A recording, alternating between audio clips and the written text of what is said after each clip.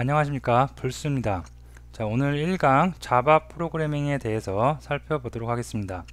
자, 오늘은 처음 프로그램을 접하는 초보 개발자들과 그 다음에 자바 언어의 탄생과 특징, 자바 프로그램 환경 설정 실행 방법에 대해서 살펴보도록 하겠습니다. 자, 처음 프로그램을 접하는 초보 개발자, 이렇게 제가 써놨는데요. 자, 여기에 제가 개인적으로 느끼는 개발자들, 초보 개발자뿐만이 아니고 개발을 함에 있어서 혼자 일을 한 게 아니라 여러 사람들, 회사에서 여러 팀원들과 같이, 동료들과 같이 일을 하겠죠. 그럴 때 개발자가 일단 기본적으로 가져야 할 자세에 대해서 제가 한번 개인적으로 느끼는 것에 대해서 몇 가지를 써놨습니다. 하나씩 살펴보도록 합니다. 자, 개발자는 계획적인 사고를 가져야 한다. 그죠? 개발자는 일정 관리, 그죠? 프로젝트를 할 때 일정을 1년, 2년, 3년 막 넉넉히 주는 게 아니겠죠. 그래서 정해져 있는 일정 내에 프로젝트를 완수하기 위한 일정 관리를 여러분이 생각을 하셔야 되겠고요.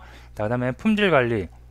개발을 하는 것도 중요하지만 개발을 다 해서 기능 구현을 다 했어요. 근데 그걸로 해서 실행을 딱 했더니 속도가 너무 떨어진다던가 실제로 사용하는데 문제가 있어요. 그러면 그 솔루션은 문제가 있고 품질이 떨어지는 솔루션이겠죠.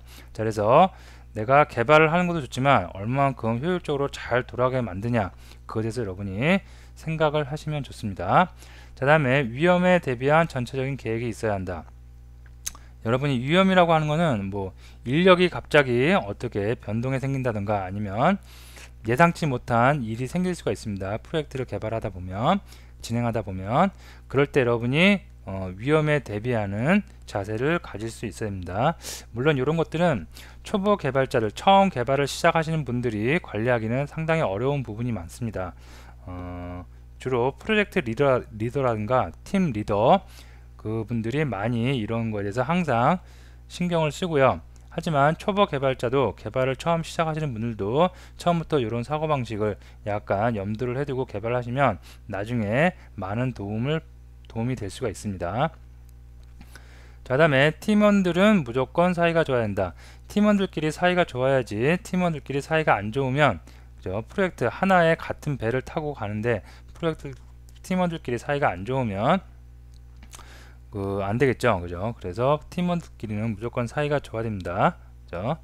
자, 그리고 타 조직과의 업무에서 상대방을 존중하는 자세를 가져야 한다. 우리가 프로젝트를 진행하다 보면 우리 회사 내부의 다른 파트와 다른 팀과 같이 코웍을 하는 부분도 상당히 많이 발생을 하고요. 또는 외부 다른 회사의 개발자들과 같이 작업을 할 일이 굉장히 빈번히 발생을 합니다.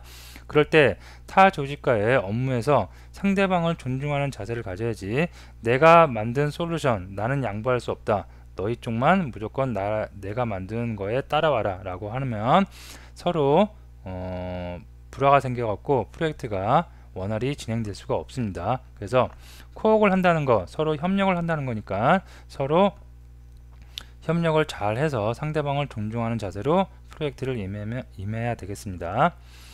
자, 다음에 프로젝트 4번, 프로젝트 일정을 개인의 입장에서 생각하지 말고 같이 일하는 사람의 입장에서 생각해야 된다. 자, 프로젝트를 진행하다 보면 선행으로 먼저 개발을 하는 분들이 있을 수가 있고요. 그 다음에 그 선행하시는 분들이 만드는 걸 갖고, 그 다음에 뒤에서 같이 따라오시는 분들이 있을 수가 있습니다. 자, 근데 선행 작업을 하시는 분들이 너무 앞에 일정을 다 소비를 해버리면 뒤쪽에서 개발하신 분들은 난감한 상황에 처할 수가 있겠죠. 자, 그래서 일정은 개인에 맞춰서 관리하는 게 아니라 조직 전체, 팀 전체의 일정을 생각을 해서 여러분이 항상 일정에 맞게 업무를 하시면 되겠습니다. 자, 다음에 5번, 타인의 지적을 긍정적으로 받아들일 수 있어야 한다. 자, 내가 만든 솔루션, 내가 만든 기능 구현에 대해서 다른 사람이 봤을 때, 동료가 봤을 때, 또는 팀장님이 봤을 때, 프로젝트 리더가 봤을 때 이런 방법보다는 다른 방법이 더 좋을 수가 있다고 얘기를 해줄 수가 있습니다. 자, 그러면 그 방법이 100% 옳지는 않겠지만 일단 그거를 받아들이는 자세가 필요합니다. 자, 그래서 그런 새로운 새로운 방법으로 한번 테스트를 한번 해보고 새로운 방법이 더 좋다라고 하면 그 방법으로 다시 개발을 할 수 있는 그런 자세가 중요합니다. 자, 6번 100% 완벽한 프로그램은 없다. 꾸준히 리팩토링을 하고 종료된 프로젝트의 경우 개인적으로 최적화된 구조에 대해서 연구하자. 자, 이거는 좀 사실적으로 현실적으로 좀 어려운 말일 수가 있고요. 좀 현실하고 동떨어진 얘기인데 그래도 제가 한번 적어봤습니다. 자, 프로젝트가 끝났어요. 그러면 일단은 프로젝트에 버그도 없고 잘 실행이 되는 프로그램을 개발을 했습니다. 자, 그러면 다음 프로젝트가 이제 또 들어가요. 자, 근데 프로젝트가 끝났다 그래서 그 프로젝트 그냥 끝났다 그러고 그냥 신경 안 쓰고 그럴 게 아니라 내가 다 개발을 했지만 완료를 했지만 그 프로그램을 다시 한번 쭉 리뷰를 하면서 잘못되진 않았지만 요 부분을 요렇게 구조를 바꾸면 더 좋은 프로그램이 될 수 있겠다. 그런 자세를 갖는 게 중요합니다. 그래서 개인적으로 항상 프로그램에 최적화된 구조에 대해서 연구를 하는 자세가 중요합니다. 그래서 완료된 프로젝트에서 계속 그렇게 최적화에 대해서 고민을 하다 보면 다음 프로젝트에서 더 좋은 결과물, 솔루션, 개발물이 나올 수가 있겠습니다. 자, 다음에 7번 회사에서 시키는 것에 무조건 오케이 하는 자세는 좋지 않다. 조금 뭔가 유치한 말일 수도 있겠지만, 자, 이게 개발자들이 왜 중요하냐면 나는 우리 회사에 굉장히 내 몸 바쳐갖고 열심히 일하는 일꾼이 되겠다. 그죠? 좋은 자세입니다. 자, 하지만 프로젝트라는 거는 그죠? 데미지가 있으면 안 되겠죠. 내가 어떤 프로젝트 나의 능력은 예를 들어서 10점 만점에 5점, 6점, 7점 그 정도 수준인데 회사에서 갑자기 9점, 10점의 난이도를 주었어요. 근데 거기다 대고 무턱대고 예 하겠습니다. 그리고 오케이 하고 바로 프로젝트에 투입되면 나중에 처음에는 모르겠지만 점점 난관이 발생하다가 나중에는 프로젝트가 잘못된 방향으로 가는 경우가 발생할 수 있습니다. 자, 그래서 회사에서 무조건 시킨다고 오케이 하는 것보다는 일정을 생각하고 인력을 생각하고 개발자의 능력을 생각을 해서 아, 이거는 해낼 수 있겠다, 또는 이거는 어떠한 요소, 먼저 필요 조건에 무엇이 필요하겠다, 그런 것을 여러분이 깊이 생각할 필요가 있습니다. 이것도 마찬가지로 개발을 처음 시작하시는 분들은 이런 부분에 대해서 관리하기에는 좀 무리가 있고요. 마찬가지로 이것도 팀 리더라든가 아니면 파트 리더 하시는 분들이 이런 거를 주관해서 항상 리스크 관리를 합니다. 자, 다음에 8번째, 개발 중 클라이언트의 요구사항이 늘어날 경우 팀 리더와 의논하고 팀 리더의 도움을 받자. 당연한 얘기겠죠. 이제 개발을 하다 보면 클라이언트가 처음에 요구사항을 맞춰서 우리가 이제 개발자들이 킥오프를 해서 개발을 시작합니다. 자, 근데 클라이언트가 계속 개발 도중에 이거는 이렇게 해주세요, 저거는 저렇게 해주세요, 이거를 더해주세요, 이걸 빼주세요 하는 요구사항이 늘어날 수가 있습니다. 자, 이럴 때 개발자, 그죠? 잘 모르는 초급 개발자가 이거에 대해서 예 알겠습니다 라고 하고 바로 클라이언트 요구사항을 들었다가는 전체적인 로직이 망가질 수도 있고, 그 다음에 그렇게 해서도 안 되겠죠. 그죠? 일정의 문제가 생길 수도 있고, 그래서 이런 경우에는 거의 없지만 개발자한테 다이렉트로 클라이언트가 요구를 하는 경우는 거의 없지만 혹시라도 있을 경우에 반드시 팀 리더와 의논을 하고 팀 리더의 도움을 받아야 합니다. 개발자 혼자서 판단을 하고 진행을 하면 안 되겠습니다. 자, 그래서 몇 가지 이렇게 두서없이 좀 적어봤는데, 그죠? 중요한 거는 그죠?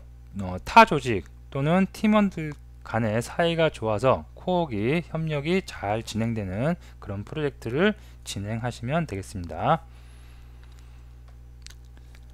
자, 다음으로 제가 요거는 이제 처음 개발을 하시는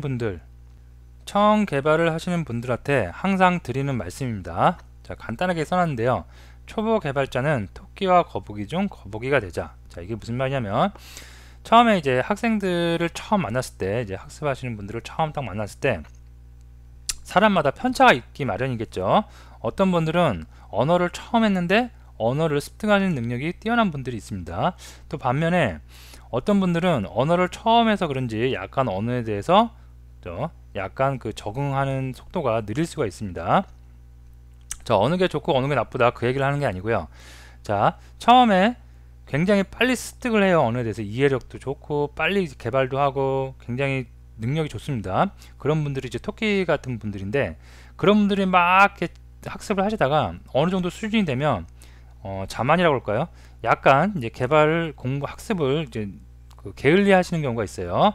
그래서 1개월이고 2개월이고 3개월을 좀 쉬었다가 또 다시 또 책을 보고 또 공부를 합니다. 그러면 그 전에 배웠던 지식이 그대로 머릿속에 있지가 않겠죠.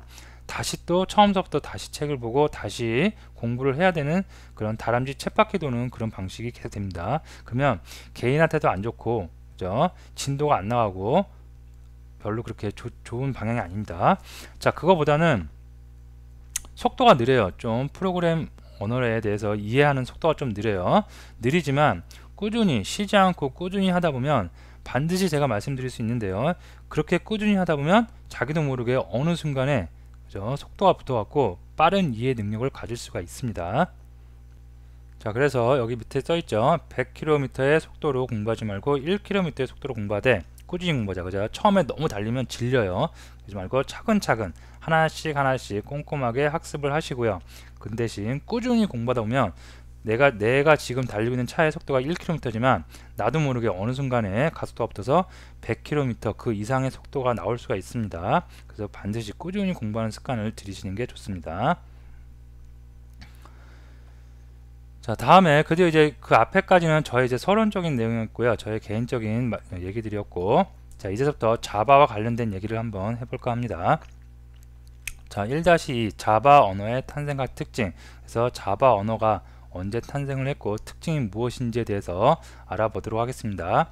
자, 이 부분에서는 탄생은 별로 그렇게 뭐 그냥 들으시면 되고요. 중요한 내용은 아닙니다. 자바가 언제 탄생했냐 그런 게 개발하는 데는 별로 그렇게 중요한 요소는 아니지만 그래도 우리가 자바 언어를 하니까 자바가 어떻게 탄생을 했는지에 대해서 잠깐 알아보는 시간 같고요.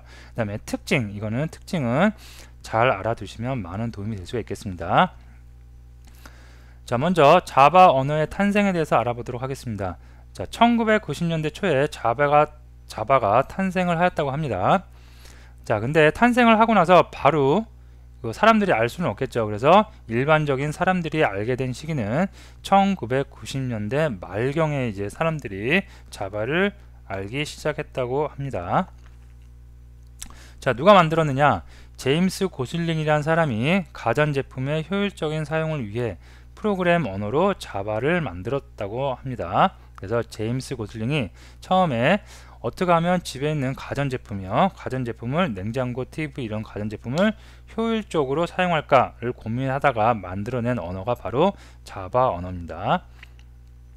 자, 이렇게 해서 90년대 초에 고슬링이 자바 언어를 만들었지만 기존에 사용하던 언어 C와 C++이라는 언어가 있었습니다. 자바가 탄생하기 전에 70년대, 80년대에 탄생한 C와 C++ 언어가 있었는데 그런 언어에 비해서 속도가 많이 느렸어요.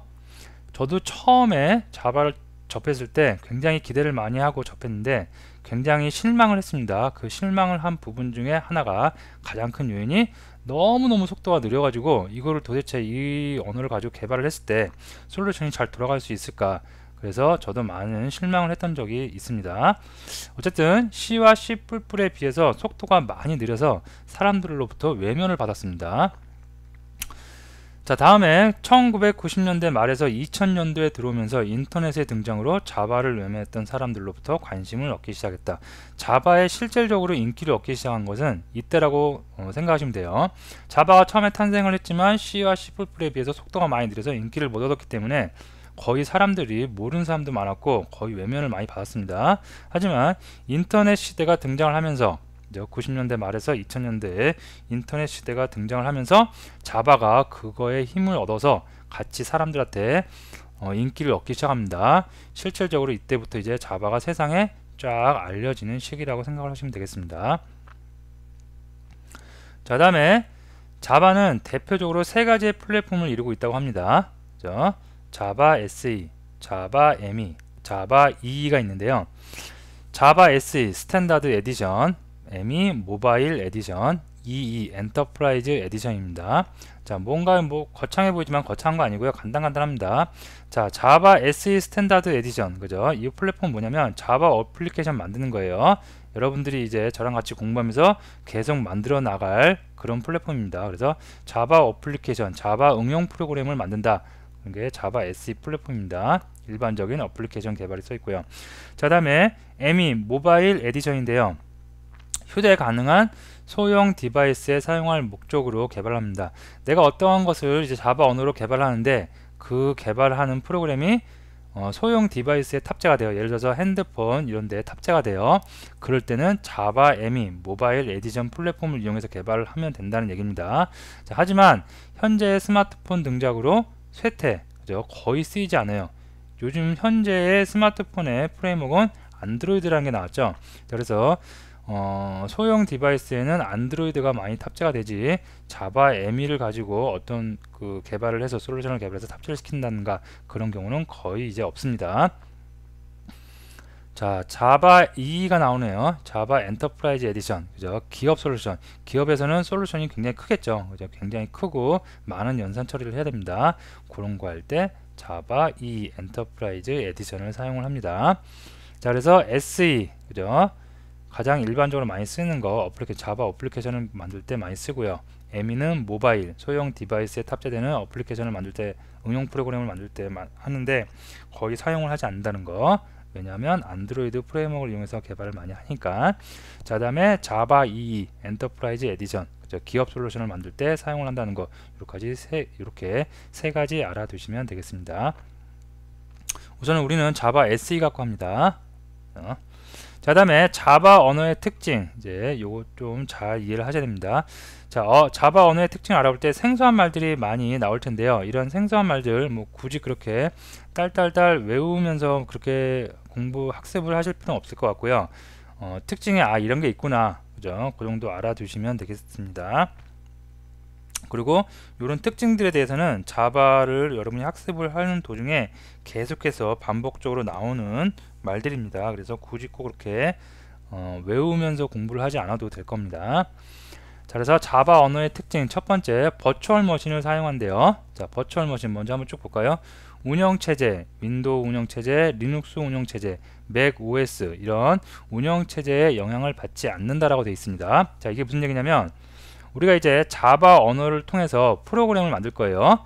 언어를 통해서 프로그램을 만드는 것, 그것이 바로 프로그래밍 한다라고 했죠. 그래서 자바 언어를 가지고 프로그램을 개발을 했어요. 근데 내가 사용하는 컴퓨터가 윈도우예요. 그래서 윈도우에서 자바 언어를 가지고 프로그램을 만들었다. 그러면 그 프로그램은 윈도우 환경에서만 돌아갈 수가 있느냐? 그게 아니란 얘기입니다. 자바 언어를 가지고 프로그램을 만들면 그 프로그램 만든 거 하나만 가지고 윈도우에서도 돌아갈 수 있고, 또는 리눅스에서도 돌아갈 수가 있고, 또는 맥 OS에서도 돌아갈 수가 있다는 얘기입니다. 어떻게 이렇게 하나만 만들면 OS가 다 다른데 어떻게 돌아갈 수가 있을까? 그것이 바로 버추얼 머신의 역할입니다. 버추얼 머신, 가상 머신이죠. 가상 머신, 자바 안에 가상 머신이라는 게 있어요. 그래서 얘가 윈도우용 버추얼 머신이 따로 있고요, 리눅스용 버추얼 머신이 따로 있고, 맥 OS용 버추얼 머신이 따로 있습니다. 그래서 내가 어떤 프로그램을 딱 자바로 하나 만들어 놓으면 윈도우에 탑재하고 싶다 그러면 윈도우 버추얼 머신을 통해서 윈도우에 탑재를 시키면 윈도우에서 실행이 되는 거고요. 그 다음에 리눅스에 탑재를 하고 싶다 그러면 리눅스용 버추얼 머신을 통해서 리눅스에 탑재를 시킬 수가 있고요. 그 다음에 맥 OS용 버추얼 머신을 통해서 맥 OS에 탑재를 시킬 수가 있습니다. 자, 이게 자바의 특징 중에 중요한 특징 중에 하나입니다. 그래서 버추얼 머신을 사용한다는 거 굉장히 좋겠죠. 어디서든지 한 번만 개발을 해갖고 하나만 프로그램을 만들어 놓으면 OS에 상관없이 해당 OS에 버추얼 머신만 있다면 해당 OS에 다 이렇게 실행을 시킬 수가 있습니다. 자, 그래서 굉장히 좋은 기능이라고 여러분이 아시면 되겠는데, 이게 굉장히 좋은 기능이지만 때로는 단점인 요소도 간혹가다 있어요. 왜냐면 해당 프로그램이 바로 OS에 바로 탑재되는 게 아니라 버추얼 머신이라는 걸 한번 가상 머신을 통해서 OS에 탑재가 되기 때문에 약간 속도면서 떨어질 수가 있겠죠. 한 번 더 거쳐서 가니까. 그래서 그런 단점들도 있는데 여러분이 실무를 이제 하시면 그런 단점들이 간혹가다 눈에 보이게 될 겁니다. 어쨌든 지금은 버추얼 머신을 통해서 프로그램 하나만 만들어 놓으면, 그죠? 윈도우, 리눅스, 맥 OS에 어디든지 다 탑재시킬 수 있다는 거 알아두시면 되겠습니다. 자, 다음에 가비지 컬렉션, 개발자는 메모리 관리를 하지 않는다. 자, 이게 무슨 얘기냐면 컴퓨터에는 각 디바이스에는 메모리가 그 한계가 있겠죠. 메모리가 무한대로 많이 있는 게 아니겠죠. 자, 그래서 프로그램이 구동을 해서 막 실행하다 보면 메모리를 계속 소비하게 됩니다. 자, 근데 메모리를 계속 소비하다가 메모리가 꽉 찼어요. 그러면 프로그램이 실행을 중단한다든가 아니면 실행이 느려지는 경우가 발생을 할 수가 있겠죠. 그죠? 그럴 때는 사용하지 않는 메모리, 그죠? 이미 사용을 했는데 더 이상 사용하지 않는 메모리는 회수를 해야 됩니다. 그래야지 다시 메모리를 재활용해서 다른 기능들을 할 수가 있으니까. 자, 근데 자바 언어의 특징 중에 하나가, 자바 언어는 이런 메모리 회수 같은 메모리 관리를 하지 않아도 돼요. 누가? 개발자가 메모리 관리를 하지 않아도 된다는 얘기입니다. 그러면 메모리를 회수하는 관리는 누가 해주냐? 바로 가비지 컬렉터라는 애가 해줍니다. 그래서 가비지 컬렉터가 쭉 보고 있다가 이쪽 메모리는 더 이상 사용을 안 하네. 그러면 알아서 회수를 해서 다시 필요한 곳에 필요한 객체한테 할당을 해줘서 다시 메모리를 재활용할 수 있게 해줍니다. 자, 그래서 가비지 컬렉터가 있다는 거, 자바 언어의 굉장히 큰 특징입니다. 이런 가비지 컬렉터가 없는 언어도 있어요. 그런 언어 같은 경우에는 개발자가 직접 메모리를 다 관리를 해줘야 됩니다. 메모리를 잘못 관리하면은 메모리 누수가 발생해서 계속 메모리가 부족하다든가 그러면 프로세스가 중단되는 최악의 경우도 발생할 수가 있습니다. 하지만 자바는 가비지 컬렉터가 그 일을 대신 해준다는 거, 굉장히 믿음직한 가비지 컬렉터가 있다는 거 알아두시면 되겠고요. 자, 그 다음에 마지막으로 오브젝트 오리엔티드 프로그램, 줄여서 OOP라고 합니다. 객체 지향 언어로 개발과 유지 보수를 효율적으로 진행할 수 있다. 약간 생소하고 어려운 말인데 간단하게만 그냥 이런 게 있다라고만 일단은 알고 넘어갑니다. 자, 뭐냐면 자바는 객체 지향 언어라고 합니다. 객체가 지금 뭔지 잘 모르실지만 일단 그냥 자바는 객체 지향 언어고, 그런 객체 지향 언어이기 때문에 유지 보수를 굉장히 효율적으로 진행할 수 있다라고만 알아두시면 되겠습니다. 그래서 자바 언어의 특징 OOP, 객체 지향 언어이고, 객체 지향 언어이기 때문에 나중에 개발을 하고 나서 나중에 유지 보수가 굉장히 효율적으로 진행될 수 있다라고만 여러분이 알고 계시면 될 것 같습니다. 자, 그래서 자바 언어의 탄생과 특징에 대해서 알아봤는데요. 탄생은 아까 말씀드렸듯이 그냥 이런 역사가 있다, 히스토리가 있다 라고 정도만 알아두시면 될 것 같고요. 그다음에 특징은 조금 깊이 알아주시면 되겠습니다. 버추얼 머신이라는 걸 사용하기 때문에 어떤 운영체에서든지 다 돌아갈 수가 있다. 가비지 컬렉터가 있어서 메모리 관리를 개발자가 하지 않아도 된다. 그 다음에 OOP, 객체 지향 언어이다, 자바는. 그리고 객체 지향 언어이기 때문에 유지 보수의 효율성이 높아진다 라고 여러분이 알고 계시면 될 것 같습니다. 자, 다음으로 넘어가서 이제 자바 프로그래밍 환경 설정과 실행 방법, 그죠? 자바를 실제로 내가 사용하는 컴퓨터에 깔아보고 설치를 해보고, 다음에 자바를 코딩을 할 때 편집 툴도 설치를 한번 해보도록 하겠습니다. 자, 그래서 자바를 먼저 설치할 텐데요. 자바는 자바 디벨롭먼트 킷이라는 것을 먼저 설치를 합니다. 줄여서 JDK라고 하죠. JDK가 뭔지는 좀 이따 다시 설명을 드리고요. 일단 JDK 설치를 해보도록 하고, 다음으로 IDE, 그죠? 통합 개발 툴이라고 합니다. 그래서 편집기, 그죠? 여러분이 알고 있는 메모장, 그것도 하나의 편집기예요. 그럼 편집기, 하지만 메모장으로는 개발하기 어렵고, 최적화된 우리가 자바 어플리케이션을 개발할 때 아주 쉽게 많은 도움을 주는 편집기, 이클립스라는 편집기를 한번 내가 사용하는 컴퓨터에 설치를 해보도록 하겠습니다. 자, 먼저 JDK를 설치할 텐데요. java.sun.com에 들어가서 다운로드에 들어가서 JDK 최신 버전을 찾아서 다운을 받으면 되겠습니다. 자, 그러면 인터넷에 들어가서 한번 같이 다운받고 설치까지 한번 해보도록 하겠습니다. 자, 일단 인터넷 브라우저를 열어보고요.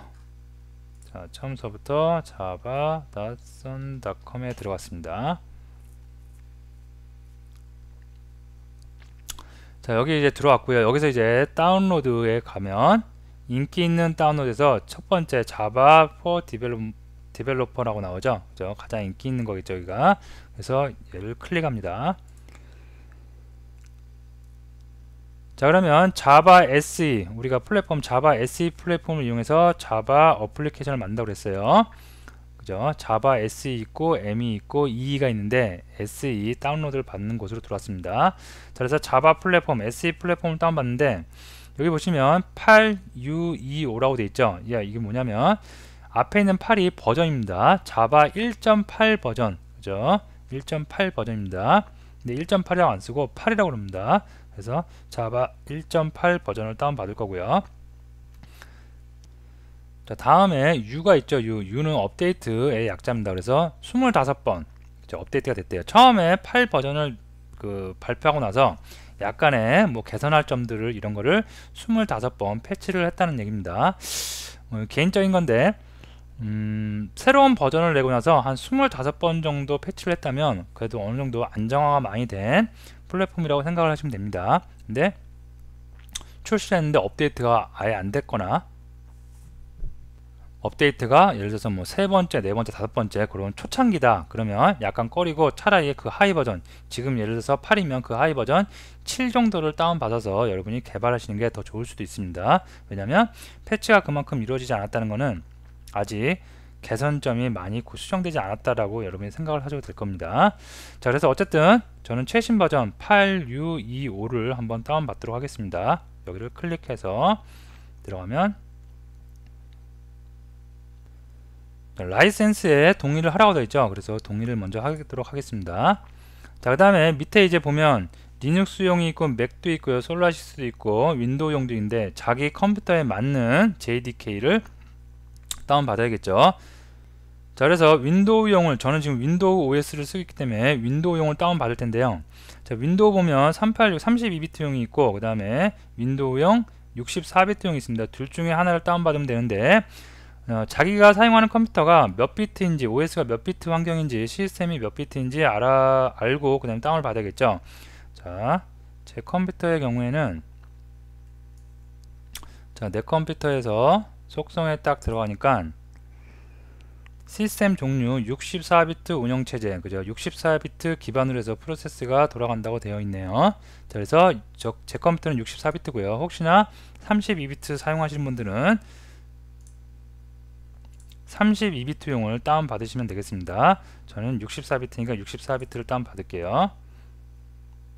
자, 그래서 다른 이름으로 저장해서 자, 다운 받을 게 몇 가지 되니까 컴퓨터 내에 폴더 하나를 만드셔서 거기다가 모두 같이 다운 받도록 하겠습니다. 저는 내 PC에 C 드라이브 자바 렉이라는 폴더를 만들었고요.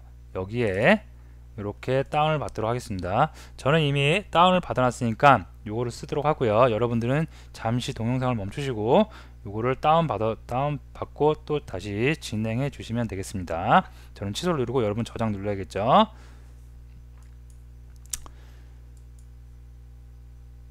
자, 그래서 이제 다운을 다 받았다고 이제 가정을 하겠습니다. 윈도우 브라우저를 내릴게요. 그래서 자, 윈도우 탐색기에 들어가서 방금 자바 다운 받은 곳으로 가겠습니다. C 드라이브 자바렉, 여기에 이제 8 버전, 최신 버전이죠. 25번째 패치된 거. 자, 얘를 설치하는 것은 굉장히 간단합니다. 몇 번만 클릭만 하면 바로바로 설치가 됩니다. 그래서 얘를 더블 클릭 이해하고요. 자, 넥스트. 자, 그러면 설치가 진행되는 것을 볼 수가 있습니다.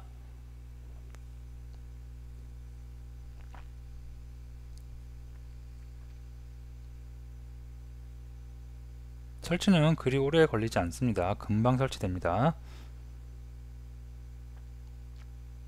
혹시라도 인터넷 환경이 조금 안 좋으면 다운로드 하는데 시간이 많이 걸릴 수가 있어요. 하지만 설치는 금방 단시간 내에 금방 설치가 될 수가 있겠습니다.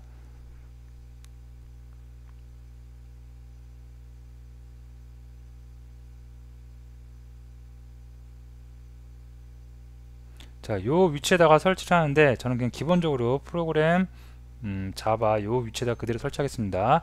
요 경로를 원치 않으신 분들은 변경을 눌러서 다른 경로에다가 설치를 하시면 되겠습니다. 저는 그냥 이 기본 경로 그대로 쓰겠습니다.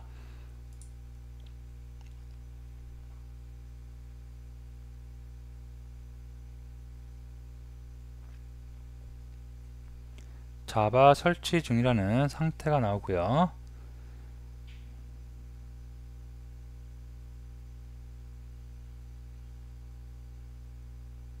다 설치가 됐네요. 그래서 클로즈 하겠습니다. Successfully installed 나오네요. 자, 자바가 다 설치됐는데, 자바가 다 설치된 건 어디서 확인할 수 있냐면, 아까 설치된 경로 있었죠.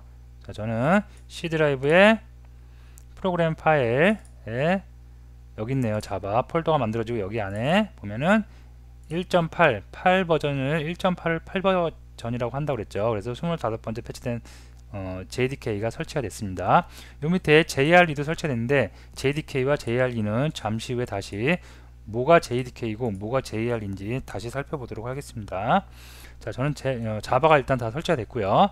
자, 그 다음에 다시 자료로 와서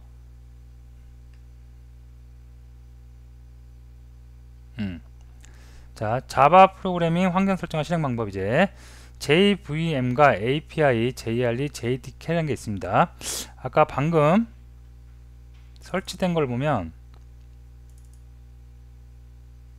자바 안에 JDK와 JRE가 있었습니다. 자, 이게 무슨 얘기인지 지금 한번 알아보도록 하겠습니다.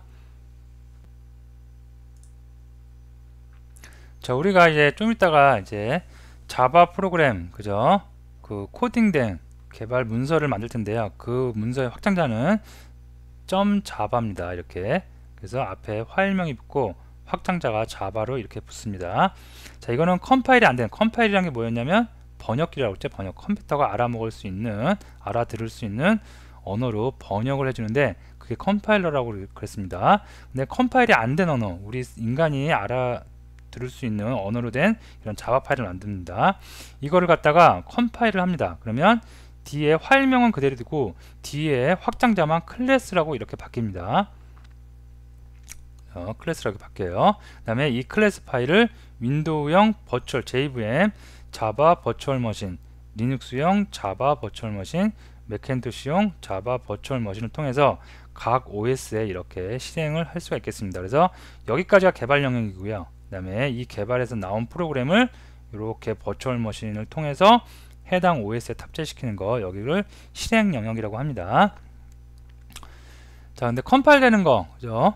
여러분이 나중에 살펴볼 텐데, 컴파일 우리가 하는 게 아니라 자동으로 해줍니다. 그래서 우리는 여기까지만 신경을 쓰면 돼요.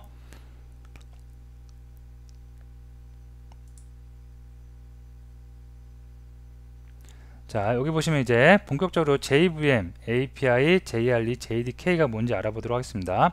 자, 이렇게 제가 이렇게 동그라미로 이렇게 하는데, JDK는 자바 디벨롭먼트 킷입니다. 그래서 개발을 하는데 필요한 모든 게 다 들어있어요. 가장 크죠? 그죠? 그럼 JRE는 뭐냐? 자바 런타임입니다. 런타임. 그래서 실행을 해주는 거예요. 그래서 일반적으로 내가 쉽게 생각해서 그렇게 생각하면 됩니다. 나는 자바 개발자입니다. 그래서 개발을 해서 그거를 실행을 해야 돼요. 나는 개발자이기 때문에 나는 개발을 하고 그 다음에 개발한 거 테스트해야 되니까 실행 반드시 해봐야겠죠. 그래서 실행도 해야 돼요. 그러면 JDK, 가장 큰 녀석을 설치를 합니다. 자기 컴퓨터에, 본인 컴퓨터에 JDK를 설치합니다. 방금 JDK 8625를 그래서 우리가 설치한 거고요. 하지만 나는, 그죠? 나는 개발은 하지 않고 단지 누가 개발해 놓은 프로그램, 자바 프로그램을 갖다가 실행만 하고 싶어요. 내 컴퓨터에서. 그러면 그 사람들은, 그런 분들은 개발을 하지 않기 때문에 자바 디벨롭먼트 킷이 JDK가 필요 없습니다. 그래서 자바 런타임만 있으면 되기 때문에 JRE만 설치하시면 되겠습니다. 그리고 요 안에 있는 API와 자바 버추얼 머신 JVM은 뭐냐면 자바 어플리케이션이 JRE가 있고 JDK가 있을 때 이제 실행이 되죠. 실행이 될 때 거기서 사용하는 많은 클래스들이 있습니다. 그런 클래스들이 모여있는 API가 있어야지 이제 실행을 할 수가 있습니다. 그래서 그 안에 API가 있고요. 그 다음에 그 안에 보면 이제 드디어 아까 버추얼 머신이라는 거, OS 환경에 따라서 따로 개발할 필요 없는 그런 JVM이 존재하게 됩니다.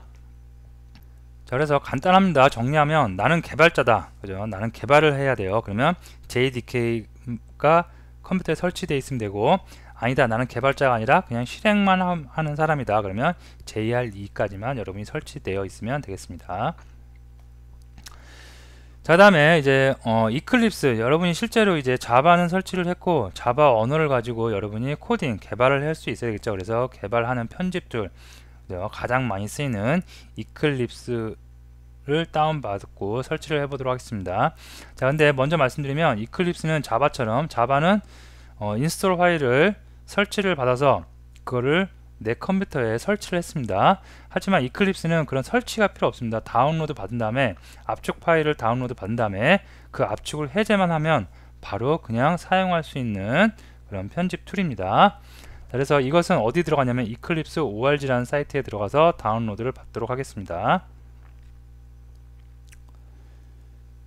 자, 이클립스 org에 들어가도록 하겠습니다. 자, 이클립스 홈페이지에 들어갔고요. 자, 우측 상단에 다운로드 클릭하도록 하겠습니다. 자, 여기 보시면 이클립스의 종류가 좀 이렇게 있죠. 이클립스 ID 통합 툴 디벨롭 있고요. 이클립스 ID EE 디벨롭, 이게 가장 그죠, 자바 엔터프라이즈를 개발하는데 가장 큰 덩어리의 그 툴이라고 생각하시면 됩니다. 그래서 요거를 다운받아도 되고 아니면 디벨로퍼스 요거를 다운받아도 되는데, 나중에 여러분이 자바만 할 게 아니라 나중에 기업용 솔루션 엔터프라이즈도 할 거라면 요거를 받는 게 좋습니다. 그래서 저는 64비트니까, 제 컴퓨터 64비트니까 윈도우 64비트를 다운받도록 하겠습니다.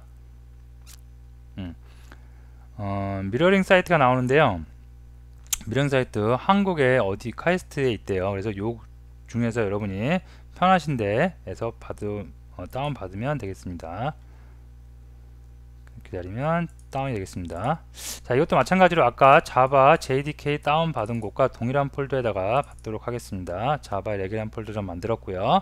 이 안에 받는데 저는 이미 받아놓은 게 있습니다. 그래서 여기서 저는 따로 받지 않고요. 여러분들은 여기다가 저장을 눌러서 꼭 다운로드를 받으시면 되겠습니다. 자, 동영상을 잠시 멈추시고 다운로드가 다 된 후에 다시 또 진행을 하시면 되겠습니다. 저는 취소를 누르고 여러분은 저장을 누르시면 되겠죠. 자, 취소를 누르고 취소 누르겠습니다.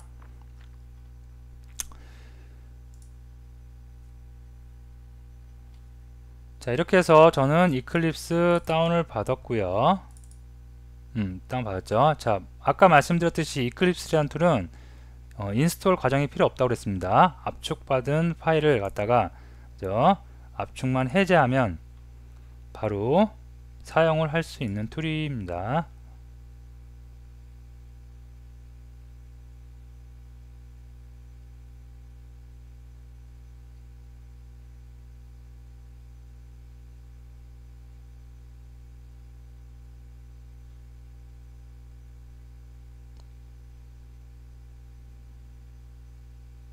용량이 좀 커서 좀 시간이 걸리네요.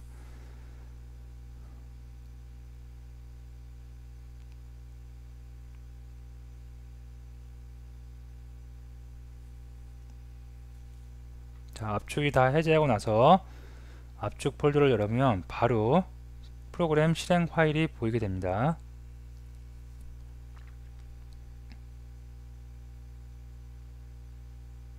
자, 그대로 다 됐습니다.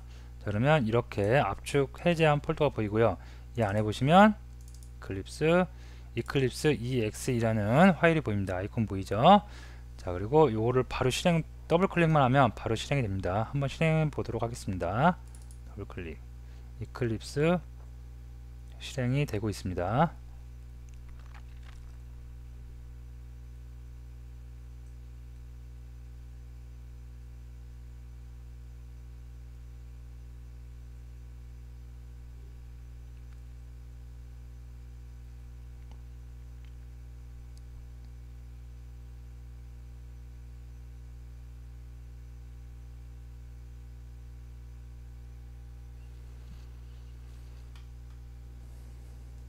자, 처음에 화면에 Select Workspace라고 나오는데 작업 그 폴더를 정하라는 얘기예요. 그래서 기본적으로는 사용자의 자기 컴퓨터 이름에 워크스페이스라는 게 생기면서 여기 됩니다. 자, 근데 저는 워크스페이스랑 바꿔볼게요. 저는 워크스페이스, 여러분들 이거 쓰셔도 되고 여러분이 다른 그 워크 작업 공간을 정하셔도 됩니다. 일단은 내 PC에 C 드라이브에 작업 렉에 아까 폴더 여기에 워크스페이스를 이렇게 만들어 놨습니다. 여기로 작업 공간을 정하도록 하겠습니다. 그래서 자바렉의 워크스페이스, 이건 여러분들 마음입니다. 자, 그리고 밑에 보면 use this as 해갖고 디폴트, 요거 다시 묻지 않겠냐고 체크하는 부분입니다. 이거를 계속 쓰려면 체크를 하시고요, 계속 변경하시려면 체크 안 하시고 하면 되겠죠. 물론 이거 체크했다고 해서 이 작업 공간을 나중에 바꿀 수 없느냐, 그건 아닙니다. 나중에 이클립스 메뉴에 또 바꾸는 곳이 있습니다. 자, 오케이 하겠습니다.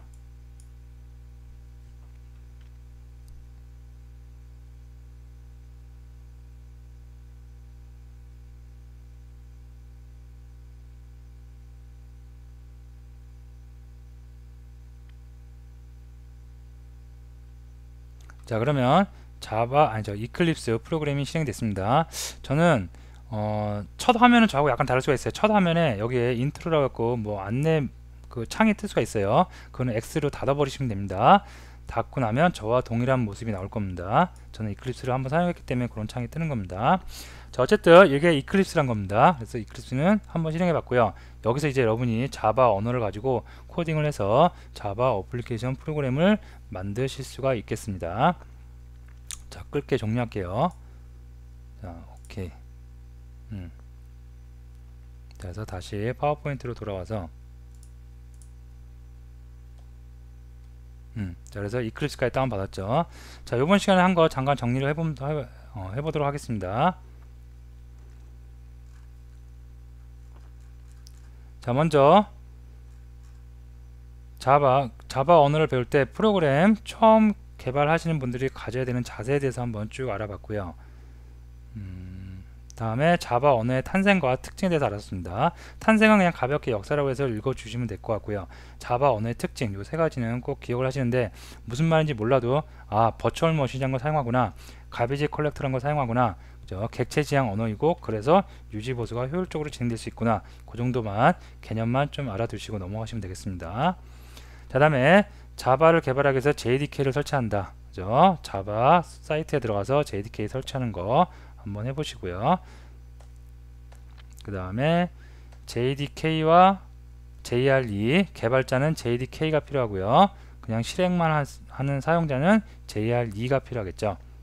그리고 우리가 개발을 한 소스, 소스는 자바라는 확장자를 가지고, 그 다음에 그거를 컴파일러를 통해서 컴파일하면 클래스 파일이 만들어지고요.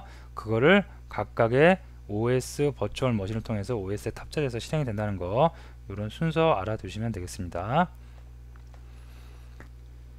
자, 다음에 이클립스 org 들어와서 이클립스를 다운받는데, 이클립스는 설치 프로그램이 아니라 다운로드해서 바로 압축 해제만 하면 바로 사용할 수 있는 툴, 편집 툴이라는 거, 가장 개발자들이 많이 사용하는 툴입니다. 그래서 오늘은 여기까지 이클립스 다운받아서 설치하는 것까지 한번 해보는 걸로 마치도록 하겠습니다.